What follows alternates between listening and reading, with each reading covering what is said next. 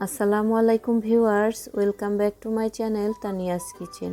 কেমন আছেন সবাই? আশা করি যে যেখানে আছেন ভালো আছেন, সুস্থ আছেন। আমিও আল্লাহ পাকের অশেষ রহমতে এবং আপনাদের দোয়ায় আলহামদুলিল্লাহ ভালো আছি। আজকে আমি আবারও চলে এসেছি আপনাদের জন্য নতুন রেসিপি নিয়ে। আজকে দেখাবো বিয়ে বাড়িতে বাবুর্চিদের স্টাইলে দই রেসিপি। আমার চ্যানেলে কিন্তু আরও একটি দইয়ের রেসিপি আছে, আমি নিচে ডেসক্রিপশন বক্সে লিঙ্কটা দিয়ে দেবো, আপনারা চাইলে সেটাও দেখে আসতে পারেন। আর আজকে আমি বিয়ে বাড়িতে বাবুর্চিরা কিভাবে মিষ্টি দই তৈরি করে সেই রেসিপিটি আপনাদের সামনে সহজভাবে তুলে ধরার চেষ্টা করব। তো আশা করি বরাবরের মতো আজকের রেসিপিটিও আপনাদের কাছে ভালো লাগবে। চলুন তাহলে দেখে নিই কীভাবে তৈরি করতে হয় মিষ্টি দই। আর দই তৈরির জন্য এখানে আমি 3 লিটার পরিমাণ দুধ নিয়েছি। 3 লিটার দুধের সাথে আমি 250 গ্রাম পানি দিয়ে ভালোভাবে জাল করে নিয়েছি। আর অনবরত নেড়ে চেড়ে জাল করতে হবে, না হলে কিন্তু হাঁড়ির তলায় দুধটা পোড়া লেগে যাবে। আর পোড়া লেগে গেলে কিন্তু দইটা ভালো হবে না, পোড়া পোড়া একটা গন্ধ আসবে। তার জন্য অনবরত নেড়ে চেড়ে জাল করে নিতে হবে। আর এখানে আমি জাল করে নেওয়ার পর 2.5 লিটার সম পরিমাণ দুধ আছে। পারফেক্টভাবে আমার দুধটা জাল হয়ে গেছে। এখন আমি এখানে দিয়ে দেব 2 কাপ পরিমাণ চিনি। মিষ্টিটা আসলে আপনারা আপনাদের পছন্দ অনুযায়ী দিবেন, যে যেরকম মিষ্টি পছন্দ করেন। তো আমি এখানে 2 কাপ পরিমাণ চিনি দিয়ে দেব। চিনিটাকেও আমি ভালোভাবে মিশিয়ে নেব। আর চিনি থেকে যে পানিটা উঠবে সেটাও আমি নেড়ে চেড়ে শুকিয়ে নেব। এভাবে অনবরত নেড়ে চেড়ে দিতে হবে, না হলে দুধটা পোড়া লেগে যাবে।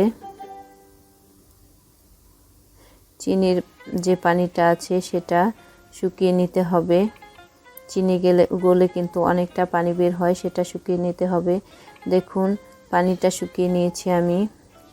এবার আমি চুলাটা অফ করে দেব এবং ঠান্ডা হওয়া পর্যন্ত অপেক্ষা করব। মাঝে মাঝে আমি নেড়ে চেড়ে দিয়েছি যেন দুধে সর না পড়ে। আর এখানে আমি 250 গ্রাম টক দই নিয়েছি। আর টক দইটাকে আমি আধা ঘন্টার জন্য এভাবে একটি ছাঁকনিতে ছেঁকে নিয়েছি। দেখলেন তো টক দইয়ের নিচে কতটা পানি জমেছে। এভাবে ছেঁকে নেওয়ার পরে কিন্তু দই বানানোর পরে দইতে আর কোনো পানি জমবে না। আপনারা অবশ্যই এই টিপসটা ফলো করবেন। আর এদিকে দুধটাও ঠান্ডা হয়ে গেছে। দুধটাকে এমনভাবে ঠান্ডা করতে হবে যেন একটি আঙ্গুল চুবিয়ে রাখা যায়, না ঠান্ডা না খুব গরম, এরকমভাবে দুধটাকে ঠান্ডা করতে হবে, কুসুম গরম যেটাকে বলে। এখন আমি এখানে দিয়ে দেব টক দইগুলো এবং একটি হ্যান্ড হুইস্কের সাহায্যে ভালোভাবে মিশিয়ে নেব। আপনারা চাইলে কিন্তু চামচ দিয়েও মিশিয়ে নিতে পারেন। এভাবে আমি এটাকে ভালোভাবে মিশিয়ে নেব। মিশিয়ে নিলে হবে কি, দইটা কিন্তু খুব স্মুথ হবে, তার জন্য এভাবে মিশিয়ে নেওয়া।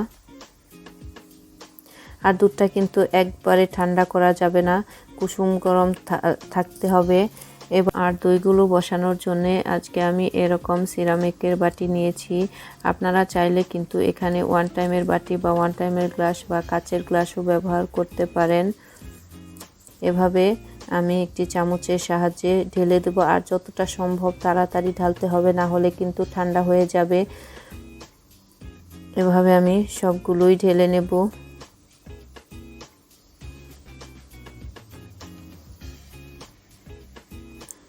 এই কাজটি খুব তাড়াতাড়ি করতে হবে, না হলে কিন্তু দুধটা ঠান্ডা হয়ে যাবে। আর ঠান্ডা হয়ে গেলে কিন্তু দুধ জমতে কষ্ট হয়, দই বসতে কষ্ট হয়। এভাবে দেখুন আমি সবগুলো ঢেলে নিয়েছি। আজকে এখানে আমার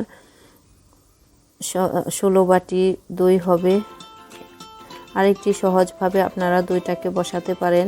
এভাবে যদি বড় হটপট থাকে তাহলে হটপটের ভেতরে দিয়ে সহজেই দই বসানো যায়। আর সবগুলো দইয়ের বাটি আমি র্যাপিং পেপার দিয়ে র্যাপ করে কম্বল দিয়ে মুড়িয়ে তৈরি করে নেব। আর এই দইটা তৈরি করতে কিন্তু 6 ঘন্টা টাইম লাগবে, কারণ যেহেতু ছোট বাটি 6 ঘন্টাতেই হয়ে যাবে। আজকে আমি 2টো কম্বল দিয়ে ঢেকে দইগুলো তৈরি করব। আর হটপটে এভাবে দিলে কিন্তু আর কিছুতে ঢাকতে হবে না, এমনিতে রেখে দিলে দই হয়ে যাবে।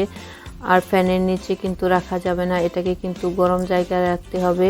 6 ঘন্টা পর দেখুন আমি দইগুলো বের করে নিয়েছি, কতটা সুন্দর হয়েছে দইগুলো। এখন আমি এগুলোকে 3 ঘন্টার জন্য নর্মাল ফ্রিজে রেখে দেব, তাহলে কিন্তু দইটা আরও বেশি সুন্দর হবে এবং দইটা আরও ভালো হবে। তার জন্য আমি এগুলোকে এখন নর্মাল ফ্রিজে 3 ঘন্টা রেখে দেব। 3 ঘন্টা পর আমি দইগুলোকে ফ্রিজ থেকে বের করে নিয়েছি। দেখুন দইগুলো কিন্তু আরও পারফেক্টভাবে জমে গিয়েছে আর দেখতেও কতটা ইয়াম্মি হয়েছে। তো আশা করি আজকের রেসিপিটি আপনাদের কাছে ভালো লেগেছে এবং সহজ লেগেছে।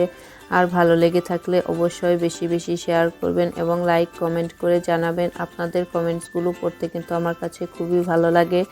আর এরপরে আপনারা কোন রেসিপি দেখতে চান সেটাও আপনারা আমাকে বলবেন। তো আপনারাই তো দেখলেন কত সহজভাবে আমরা বিয়ে বাড়ির বাবুর্চিদের স্টাইলে দই তৈরি করে নিলাম। তো আশা করি আজকের রেসিপিটি আপনাদের কাছে খুব ভালো লেগেছে আর অবশ্যই আপনারা এটি বাসায় ট্রাই করবেন। দেখুন এভাবে বাটিটি উল্টালেও দইটা পড়ে যাচ্ছে না, দেখেই বোঝা যাচ্ছে যে এটা কতটা পারফেক্টভাবে জমেছে। দেখুন আমি আপনাদেরকে একটি বাটি থেকে কেটে দেখাচ্ছি যে দইটা কত সুন্দর হয়েছে আর কতটা পারফেক্টভাবে জমেছে। আমি আরও একটি বাটি থেকে আপনাদেরকে চামচের সাহায্যে দই তুলে দেখাচ্ছি যে এটা কতটা পারফেক্ট হয়েছে।